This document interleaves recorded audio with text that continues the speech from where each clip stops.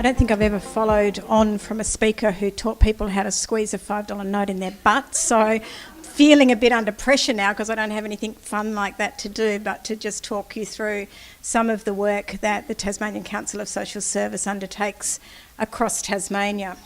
I'm often challenged, as you can tell, by lecterns, laptops and microphones, so I hope you can see and hear me okay. No, I'm fine.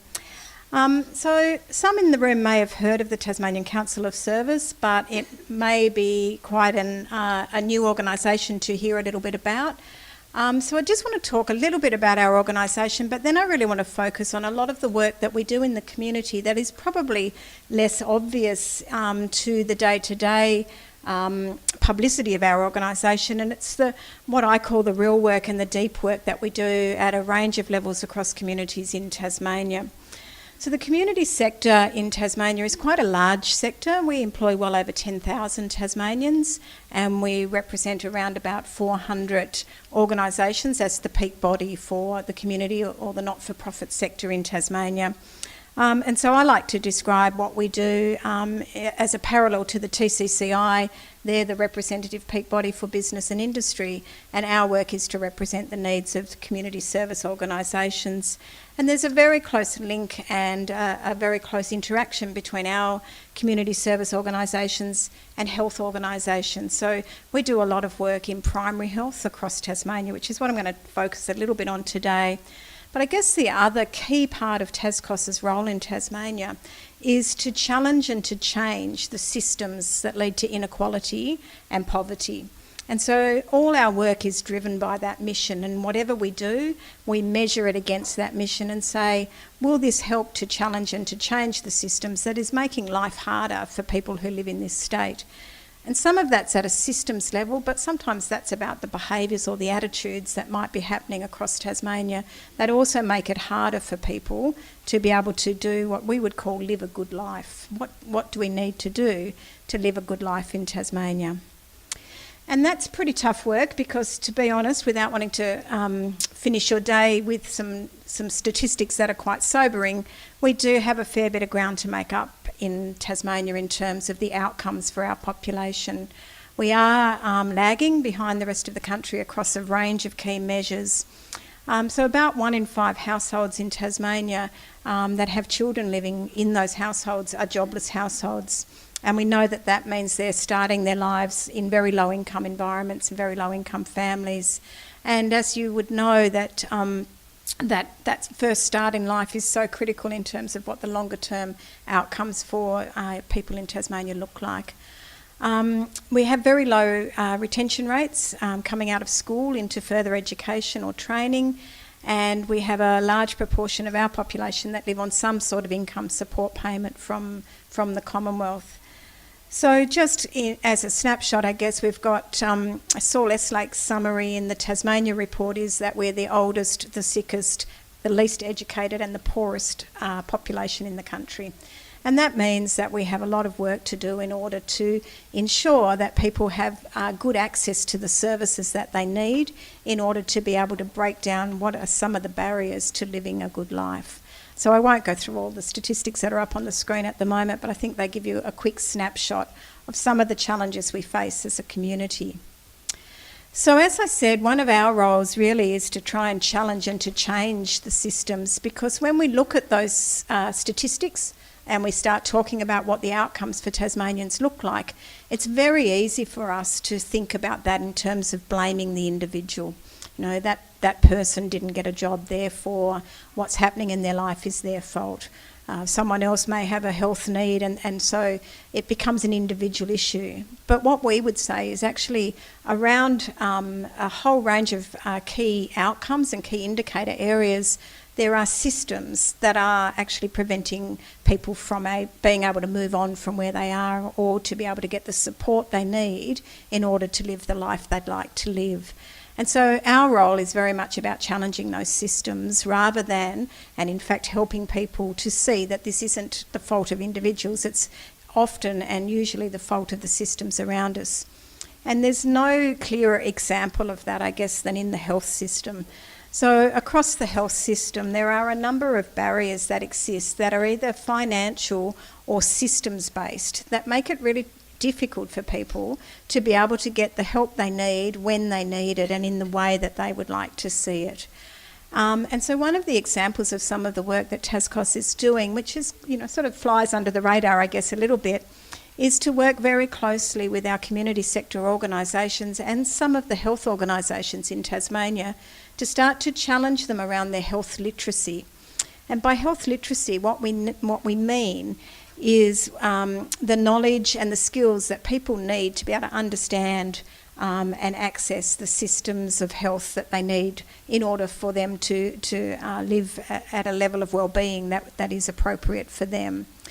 And so we've been doing work with a range of organisations, including MS Society in Tasmania, to try and look not at how an individual's literacy levels may impact on them accessing and engaging and navigating the health system, but actually looking at organisations and saying, well, actually, it's the role of your organisation to be enabling your clients, your patients, your consumers to be able to navigate and access and work with your organisation at their level, not at your level. And what we know happens in all systems, and the health system is a really, an outstanding example of this, and not in a good way, is that most of those organisations and systems and hospitals and GPs are set up for the systems that make the life easiest for them. And so hospitals run really well for doctors and nurses. GP practices run really well for GPs. Our community sector organisations run really well for the practitioners, the allied health staff that work in those organisations, and all of their systems and processes are set up for the organisation to function well.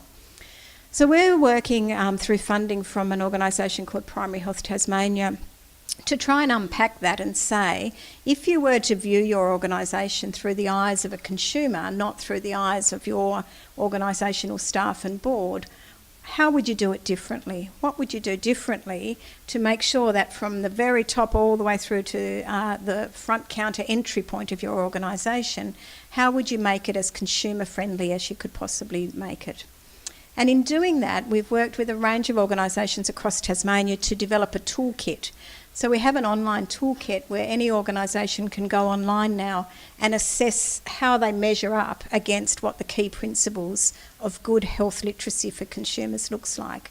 Again, because we want to challenge them, we want to challenge the system that makes them set themselves up to work functionally for themselves but forgets the interface with the most important people, which is the consumers or the people that they're working for. So because we know that there are quite low levels of literacy skills across Tasmania, this is an even more important process. We have to make sure that the organisations that are working with the Tasmanian population don't just use plain English because it's important for them to be able to get the access in, but it also acknowledges that for many Tasmanians, just the most basic functional literacy will be a challenge. And these are in really basic areas from arranging appointments through to knowing when immunisations or screenings are due, all the way through to just being able to fill in forms that have been written and laid out in plain English in font that works for people. Very simple, very cost-free examples of how an organisation can become so much more user-friendly to consumers with very few adjustments. So some of the things that we use as an example, and this is how simple it can be. I'm sure that you've all sat in a GP's office or with a health professional or even in a bank where you're inquiring and getting information, and at the end of that conversation the person says to you, do you have any questions? And generally within the culture of our country, that's a closing statement. It's what you ask people when you're closing down the conversation. Do you have any questions? Most people will say no, thank you. Or they'll ask something very simple, but they'll feel like they're being closed down, ready to finish. So one of the really simple tools, just to give you a quick example this afternoon of some of the work we're doing, is to really flip that on its head and ask the same thing quite differently, because it will open up. So asking what questions do you have for me is a very inviting statement. It helps people to think, oh, this person does want to hear what questions I have for them. It brings the personal into it, and it very simply reframes what could have acted as a barrier where someone may not have gone on to ask what they really wanted to know. So that's just a quick snapshot example of a really simple way that we're working with organisations just to try and make the consumer needs much more friendly. Here's some plain language alternatives that we work with organisations. So these are some common words that you would see in forms and in dialogue, or when you're chatting with your health professional. They talk about commencement dates. So we're encouraging them to use simple terms like when will you start or when will you begin. Instead of saying demonstrate, we're saying just use the word show. Instead of ascertain, just say we want to find out. Instead of saying we will endeavour to, just say we will try to. And instead of telling someone they need to come in biannually, tell them you would like to see them twice a year. So really simple, they're cost-free, but they are really encouraging organisations to put themselves in the shoes of the consumer and try and make sure that everything they do opens up to help and support, not closes it down. Another quick example is some of the visual posters and diagrams and information that you often see in health services or community service organisations. When you walk in the waiting room, you'll see diagrams not dissimilar to this one up on the wall.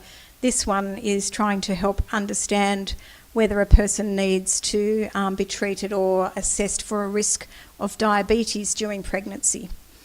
Now, there's no way, if you saw that up on a wall, you'd even get to that point of realising. And this is the alternative. So just taking very complex charts and flow charts and information and turning it into quick visual triggers for people who might see that picture and think that could apply for me, even if their literacy levels were low, and they would be more engaged and more likely to ask. So that's just one of the examples of how we're trying to connect and help consumers and organisations, both within the community and the health sector, have a greater understanding of what is really important in terms of ensuring that when people leave the service, they've got access to the best information they could have possibly have got, and in the format that works best for that individual rather than what works best for the organisation. Another key piece of work we're doing in this area is making sure that in communities across Tasmania, people can access primary health services. So when I say primary health services, GPs, access to physio, general allied health areas as seamlessly as possible. So we've been working with a couple of councils in Tasmania just over the last 6 months to see whether we can help to deliver better health outcomes just at a community level.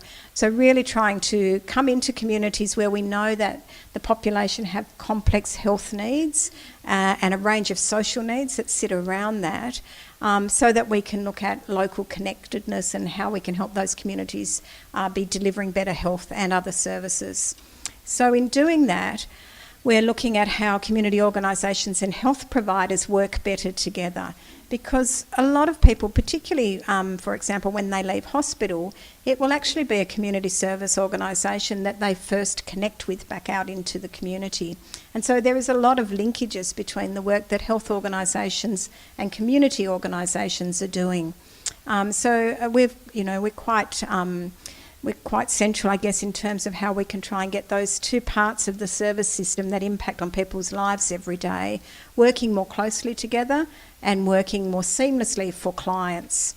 And so really that's as simple as looking at how we help those organisations have conversations, connect with each other and have trust between each other, so that they're more likely to want to support the clients that they share at the same time.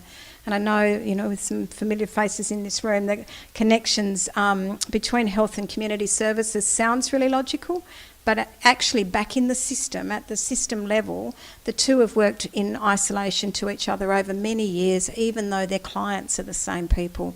They've been seen as very separate parts of one system. And so we're trying to bring those two parts of the system together so that the people, the important part of the system, the people, the patients, the clients, are actually what drives the way that they work together. So we've started working in Brighton and Clarence council areas to test what this model might look like. And Brighton for those of you in the room from the south who know that area, know that that community is a community of high need across a range of areas. Our estimates are there's currently 74 organisations delivering over 400 programs or services in the Brighton local government area. So if you're an individual living in that community and you need some help or some support, it is really, really challenging to know where to go and how to get that help. And so the more that, again, we can break down the barriers that those systems are putting up, and we try and look at just simple entry points where if you walk through into a service and it's not the right service, they can help you get to the right service, is part of the work that we're doing.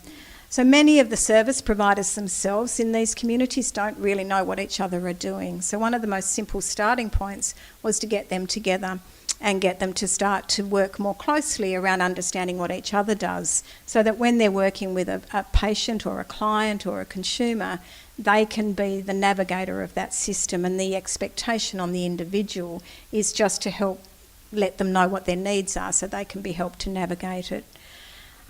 So part of what they've started to look at is a campaign with the local community called It's Okay to Ask. So really just encouraging clients or patients to ask for what help they need and not be worried that they might be asking the wrong person, because whoever is in front of them will know how to help them make their way through that and out the other side. And that's from really young people, from parents with quite young children, all the way through to older population groups within those communities. That sounds so simple. That piece of work shouldn't even be necessary, but it is, because the systems have locked themselves down and everyone is just doing their own little bit. And when a person presents with multiple needs, they shouldn't have to work that whole system out for themselves. They should have someone who can navigate through for them.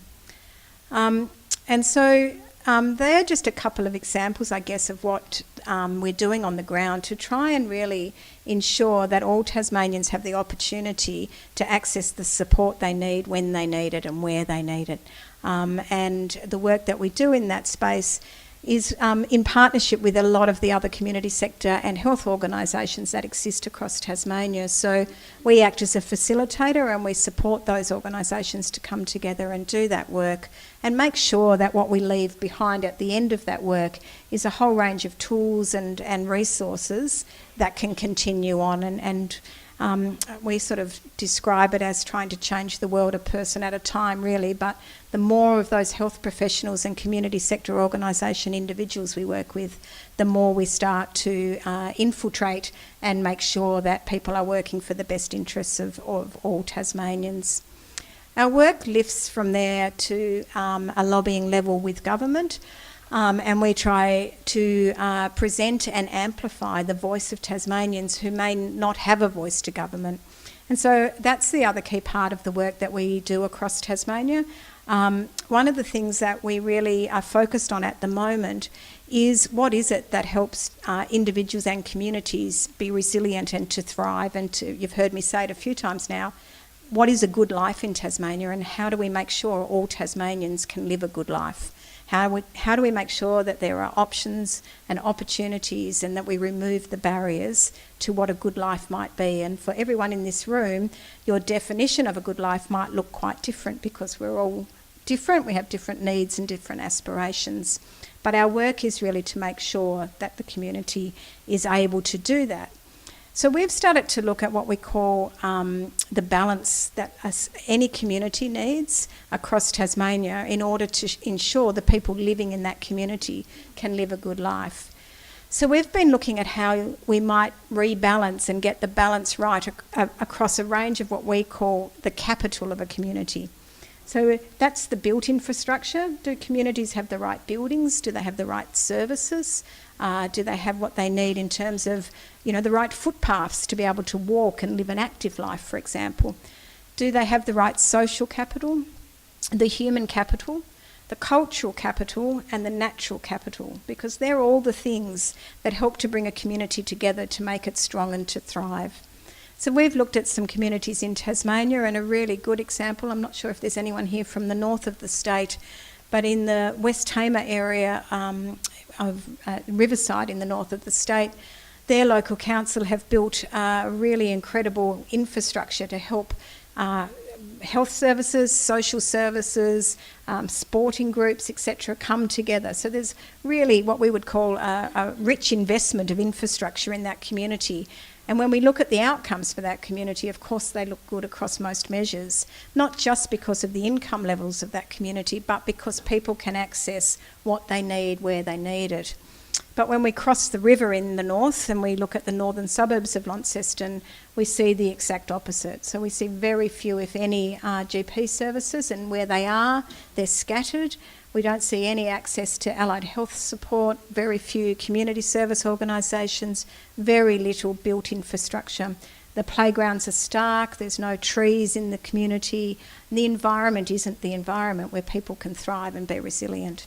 So our work with government is to continue to challenge and change the systems that have led to that, and to really lobby hard to see a rebalancing of investment across Tasmania so that all communities can thrive. So we look at what makes an individual resilient and what makes a community resilient, because they're not dissimilar. And so I'll leave you with the diagram, which some of you may have seen before or some of you may have not seen. It's called Maslow's hierarchy of needs. And these are a quick assessment of what the basic and the psychological and the self-fulfilment needs pretty much everyone has. The most basic of food, water and shelter, all the way through to being able to self-actualise, and that is really about living a good life. So I'll take questions if anyone would like to ask.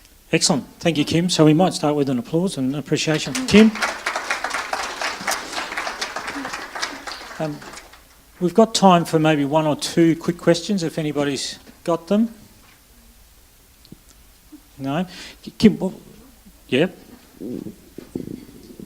I just wanted to say thank you to TasCoss. It's Jen from MS here, because we're working with one of your lovely social workers there to help make some of our information more accessible for people across our 4 states, so not just in Tasmania, but because we're Tasmanian, we're sort of leading that to make our information more accessible for people who have low-level literacy skills, cognitive issues, or other issues around their literacy. So I wanted to say thank you. It's been really, really helpful to have you guys to bounce off. Thank you.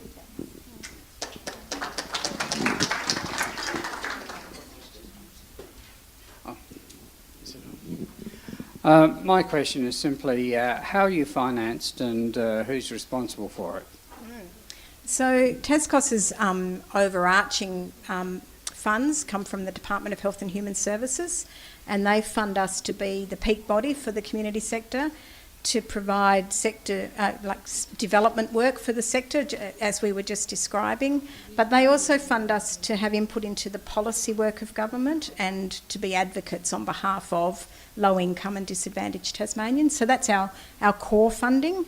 But we value add to that funding, and so we are doing a range of projects that are funded through other parts of government, or the Primary Health Tasmania group are a not-for-profit themselves. For example, they fund us to do some work. But we also work quite closely with, we have some philanthropic funds. We get some funds from estates, for example, to do particular pieces of work. But our core funding comes from the state government. One more question. Is there Andrea? No? Kim, just before you go, I think one of the things, those who know me, I was a Deputy Secretary within the Health Department and also within Human Services, and I think one of the challenges in the department has been trying to get those two arms to work together.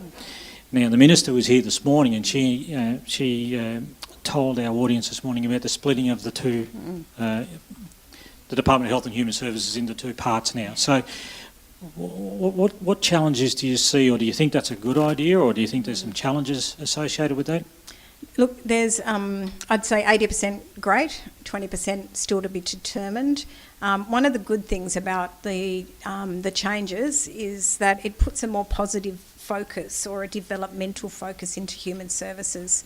So traditionally, the human services part of health and human services has been the poor cousin to the health budget, which is always the most demanding budget, but it has always also been focused around the deficits of people. So child protection, youth justice, it's the mandatory statutory part of government where people who are needing really high levels of government intervention sit. By making the change and renaming the department Communities Tasmania, it brings in some developmental areas of government. So the community development part of the Premier and Cabinet Department will become part of that department. Sport and recreation will become part of that department. And I think that really that's starting to lead us to a model, if it works. So in theory, that will lead us to a model that does look at community as a whole and not just focus in on those parts of the community that are most challenging, like child protection, but starts to say, well, we do need to support all parts of community. We hope, but we know that will take time, that there will be a cultural shift in how those departments and their focus areas become more about developing people than fixing people. Yeah. I think that it's really reassuring to hear that, and I think not only along with health literacy does that allow people to not only understand the maze, which is the health and human services, but also then to be able to access the services that they require.